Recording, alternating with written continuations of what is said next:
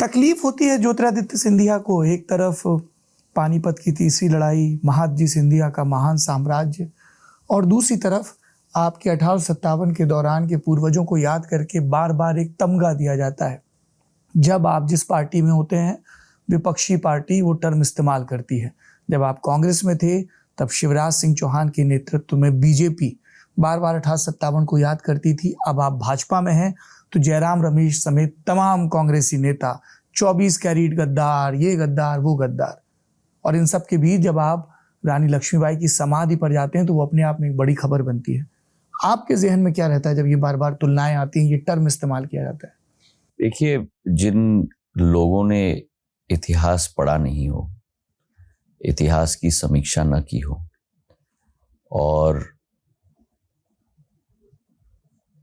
कथित कहानियों के आधार पर, झूठी कहानियों के आधार पर झूठ प्रेषित किया जाता है और उससे सत्य मानकर जब उनके एडवांटेज या उनके ज़रूरत की ये तथ्य पड़ जाती हैं तो उनका इस्तेमाल किया जाता है। मेरी आजी अम्मा ने अपना पूरा जीवन पहले कांग्रेस से शुरू किया और फिर भारतीय जनता पार्टी को तन मन के साथ खड़ा करने के लिए अपना पूरा जीवन समर्पित किया। आपने धन छोड़ दिया? इन चीजों में मैं नहीं लगता कि वो ज्यादा महत्वपूर्ण नहीं है जिंदगी में सौरभ। धन कहीं से भी आ जाता है। और जनसंघ को उन दिनों संसाधनों की कमी थी, मुझे मालूम है, सत्य है, पर इसलिए मैंने उसको इसलिए छोड़ा क्योंकि वो मेरे लिए जिंदगी में महत्वपूर्ण नहीं है। भावना महत्वपूर्ण है, लगन महत्वपूर्ण है। जिस सोच और विचारधारा के साथ आप लक्ष्य की तरफ आप अपना पूर्ण समर्पण देते हो वो महत्वपूर्ण है। धन को खरीदा जा सकता है, इसे नहीं खरीदा जा सकता। हाँ, मेरी आजी अम्मा ने वो भी दिया, पर मैं मानता हूं उससे ज्यादा महत्वपूर्ण था जो उन्होंने अपना पूर्ण जीवन समर्पित किया। उनके पूरे जीवन काल में किसी पार्टी ने ये विषय को नहीं उठाया। मेरे पूज्य पिताजी ने जनसंघ से अपना करियर को शुरू किया, कांग्रेस में आए। आप ठीक कह रहे हैं, जब उधर थे तब कुछ और कहा जाता था, जब इधर थे कुछ और कहा जाता था।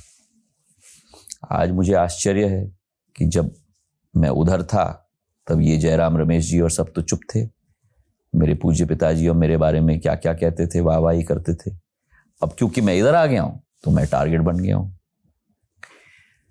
जो लोग ने इतिहास न पढ़ा हो, सिंधिया परिवार ने शुरुआत से 500 वर्षों जो सिंधिया परिवार का रहा है, एक एक पीढ़ी ने इस देश की एकता और अखंडता के लिए अपना जीवन समर्पित किया है। जंकोजी राव महाराज मेरे पूर्वज, उसी पानीपत की लड़ाई के बाद अहमद शाह अब्दाली ने उनको कैद कर दिया। उनको कहा कि मेरे सेना में आओ। उन्होंने कहा मैं मराठा हूं, मैं मर जाऊंगा पर नहीं आऊंगा। आग में लोहे को डालकर उनके आंखों के अंदर डाला गया, उनके शरीर के 50 टुकड़े किए गए। ये सिंधिया परिवार का इतिहास है। और जो समय की बात करते हैं, ये लोग भूल जाते हैं कि झांसी की रानी कौन थी? नेवरकर परिवार की थी, मराठा थी। हम मराठा हैं। मराठा एक दूसरे के लिए जान दे देता है। और झांसी की रानी की मदद जयाजीराव महाराज ने अंतः तक की थी।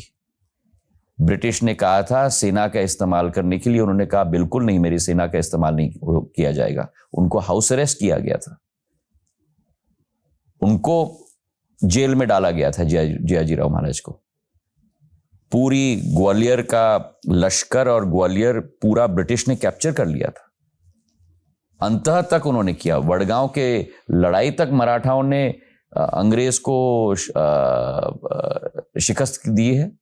लॉर्ड वेल्लेसली ने स्वयं लिखा है अपने इतिहास में कि अगर आपने, अंग्रेजी में कहूंगा क्योंकि उन्होंने अंग्रेजी में लिखा है, the biggest thorn in the side of the British is the Scindia. If you remove him, your path to the Hind will be clear. ये उनके हिस्टोरियंस ने लिखा है।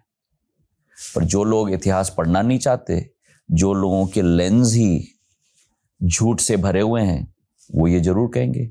इधर आए तो उल्टी पलटा मार दी, उधर गए तो और दूसरी पलटी मार दी। मेरे पिताजी तो कांग्रेस के उपनेता थे, तब क्यों नहीं प्रश्न किया उनसे? मैं कांग्रेस का मंत्री था, तब मुझसे प्रश्न क्यों नहीं किया? और रही बात अंतः में दूध का दूध और पानी का पानी, ग्वालियर चंबल संभाग की जनता और मध्य प्रदेश की जनता ने कांग्रेस को अपना जवाब दे दिया है। 2020 में, 2021 में उपचुनाव में और 2023 में।